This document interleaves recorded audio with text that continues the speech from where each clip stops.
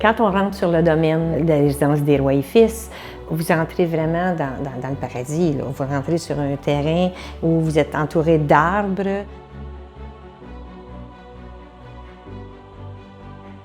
Quand vous allez arriver devant les bâtiments, la première unité héberge 30 personnes âgées. La deuxième unité héberge un peu plus de 20 personnes en déficience intellectuelle et physique. Mais tout le long de votre chemin, vous pouvez voir des petits logements. Ces logements-là sont là pour accommoder les personnes qui ont encore leur autonomie, mais qui veulent vivre sur un terrain où ça va être leur dernière adresse. Au bout de notre terrain, il y a un grand bâtiment qui est le bureau administratif, qui est doté d'une grande cafétéria, et puis les gens peuvent aller prendre leur repas là. Fait qu'ils ont le loisir de le manger là, le manger dans leur petite maison. Ils sont vraiment comme dans un resort, mais au Québec. Le projet est situé à Saint-Émile-de-Suffolk, dans l'Outaouais.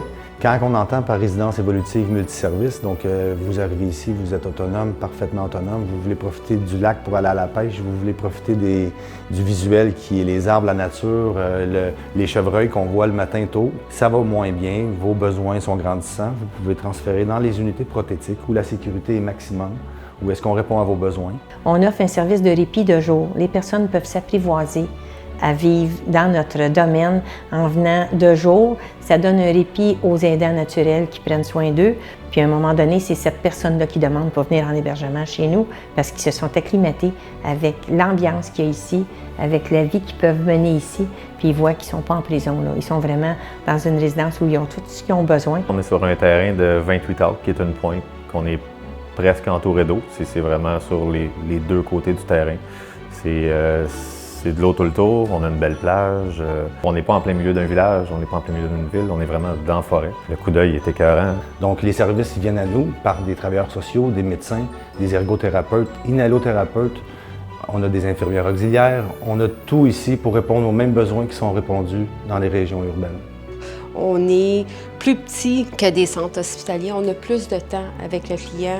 Bon, ben, tu sais, sur ses toasts, ben, lui, il aime ça avoir 3 quarts de beurre de pinot avec 1 quart de confiture. Dans son café, il met, tu sais, ainsi de suite. On est capable de personnaliser nos soins parce qu'on est attentionné à nos clients. On est vraiment à la fine pointe pour la sécurité de nos résidents. Au-delà de ça, il n'y a aucune zone dans les bâtiments et autour des bâtiments extérieurs qui ne sont pas filmés en tout temps. Le bâtiment est entièrement sécurisé par un système de carte d'accès, donc les gens ne peuvent pas entrer ni sortir sans avoir cette carte d'accès. Ici, nous autres, la résidence, c'est un endroit où on veut que les personnes qui viennent y vivre se sentent chez eux.